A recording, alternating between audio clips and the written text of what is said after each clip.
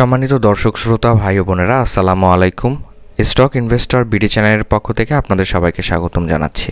আমি আজকে আপনাদের সাথে ঢাকা স্টক এক্সচেঞ্জের প্রধান সূচক ডিএসসি ইন্ডেক্স নিয়ে আলোচনা করব এবং আগামী কার্যদিবসটি শেয়ার বাজারে কেমন যেতে পারে এই বিষয়টি আপনাদের সামনে তুলে ধরার চেষ্টা করব এবং আলোচনার মাধ্যমে বুঝিয়ে দেওয়ার চেষ্টা করব। হ্যালো, আমি Yasin Shoaib, welcome to my channel. তো দর্শক, আমরা যদি আজকে ডিএসসি ইন্ডেক্সের ডে চার্টের দিকে একটু লক্ষ্য করি তাহলে দেখতে পাচ্ছি বিগত সপ্তাহের শেষ কার্যদিবসে আমাদের একটি গ্রিন হ্যামার ক্রিয়েট করে দিনটি পার করেছে এবং আমাদের ক্যান্ডেলটি আপ ট্রেন্ড করেছিল ৬,২৯৯ পয়েন্ট বা ৩০০ পয়েন্ট পর্যন্ত। তো ভলিউমের দিকে লক্ষ্য করলে দেখতে পাচ্ছি আমাদের যে ভলিউমের ইনক্রিজমেন্টটি বিগত দিন থেকে কিন্তু আস্তে আস্তে আপ ট্রেন্ডে উঠে এসেছে বিগত সপ্তাহের শেষ কার্যদিবসে এবং গ্রিন ভলিউম স্ট্রংলি একটি গ্রিন ভলিউম ক্রিয়েট করে দিনটি পার করেছে এবং লেনদেনের পরিমাণটিও কিন্তু আমরা দেখতে পেয়েছি বিগত সপ্তাহের শেষ কার্যদিবসে লেনদেনের পরিমাণটি বেশি হয়েছে। বিস্তারিতভাবে আলোচনায় যাওয়ার আগে আমরা যদি মার্কেট মুভমেন্টটি একটু লক্ষ্য করি বিগত সপ্তাহের শেষ কার্যদিবসের, তাহলে দেখতে পাচ্ছি দিনটি শুরু হয়েছিল ৬,২৮১ পয়েন্টের কাছে, দিনটি হাই করেছিল ৬,২৯৯ পয়েন্টের কাছে এবং দিনটি লো করেছিল ৬,২৮৪ পয়েন্টের কাছে এবং মার্কেট ক্লোজ করেছিল ৬,২৯০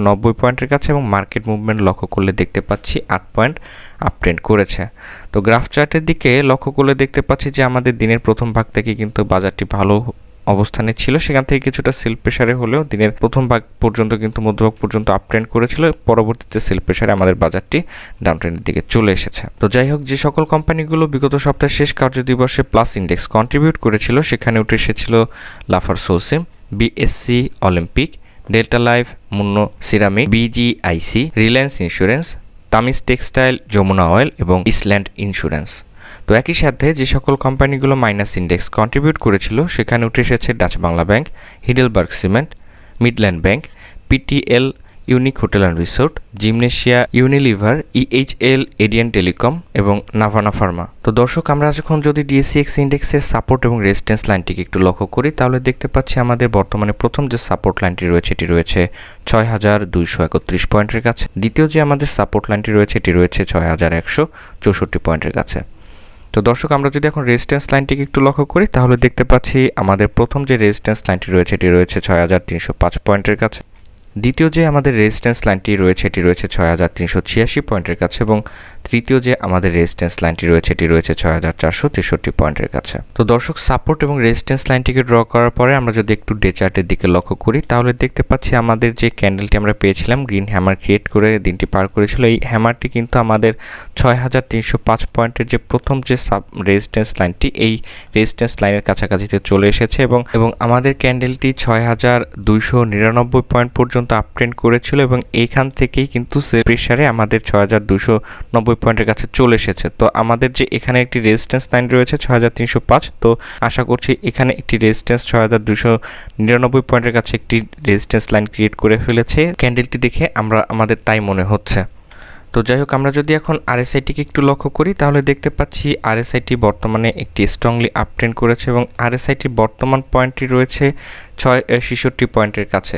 তো আমাদের আরএসআইটি কিন্তু এখনও অনেক দূরে পর্যন্ত আপ ট্রেন্ড করার একটি সক্ষমতা রাখে, যেহেতু আমাদের বিগত দিনে কিন্তু ৯০ পয়েন্ট পর্যন্ত আপ ট্রেন্ড করেছিল, সেখান থেকে কিন্তু আমাদের এই ৯০ পয়েন্ট উঠলে কিন্তু আরও অনেক স্ট্রংলি আপ ট্রেন্ড করার একটি সুযোগ রয়েছে। দর্শক, আমরা যদি এখন এমএসিডি ক্রস ওভারের লাইনটিকে একটু লক্ষ্য করলে দেখতে পাচ্ছি আমাদের যে এমএসিডি ক্রস ওভারের যে ফাস্ট মুভিং অ্যাভারেজ লাইনটি আমরা দেখতে পাচ্ছি এটি কিন্তু স্ট্রংলি আপ ট্রেন্ড মুখী রয়েছে এবং আমাদের স্লো মুভিং অ্যাভারেজ লাইনটিও কিন্তু আমাদের এখানে ফাস্ট মুভিং অ্যাভারেজ লাইনটিকে সাপোর্ট দিয়ে যাচ্ছে।